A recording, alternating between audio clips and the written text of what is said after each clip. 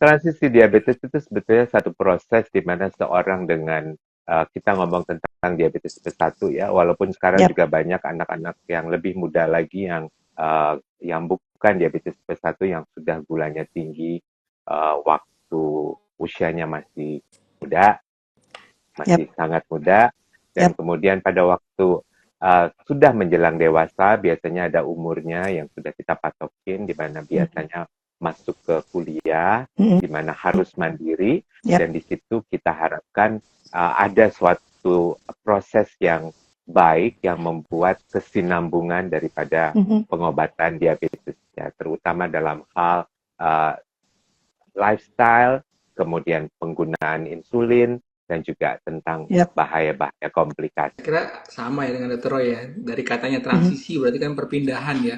Perpindahan Mhm. dari mana? Dari yang dalam hal ini anak-anak, kemudian anak-anak Mhm. itu menjadi dewasa. Nah, kenapa perlu transisi? Karena ada perbedaan. Saya ingat sekali apa namanya, guru saya pernah bilang bahwa pediatrik itu bukan dewasa dalam bentuk kecil ya, Yap. tapi ada banyak hal yang bisa perlu dirubah untuk kemudian dilakukan transisi secara baik. Mungkin tuh Bu Anita. Ya, yap. Ya, kalau kita bicara tentang transisi, saya rasa sebetulnya sudah dibicarakan oleh Dr. Roy dan Dr. Ruli ya.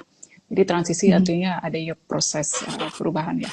Perubahan itu transit. Kalau kita bilang transit kan dari satu tempat ke satu tempat yang lain gitu. Kalau Yap. transit kan, kalau yang saat transisi ini karena saya dari point of view-nya saya pasti dari anak ya. Dari anak ke dewasa. Nah, itu adalah transisi. Jadi bagaimana caranya kita estafetkan anak-anak ini ya. Jadi estafetkan dari anak ke dewasa. Nah, tujuannya adalah supaya tonggak estafet ini itu sebetulnya mulus. Masalahnya selama ini tidak Yap. mulus, gitu Yes. aja.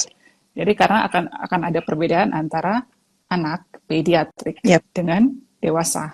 Cara care-nya berbeda, gitu aja. Ya, jadi itu transisi sih.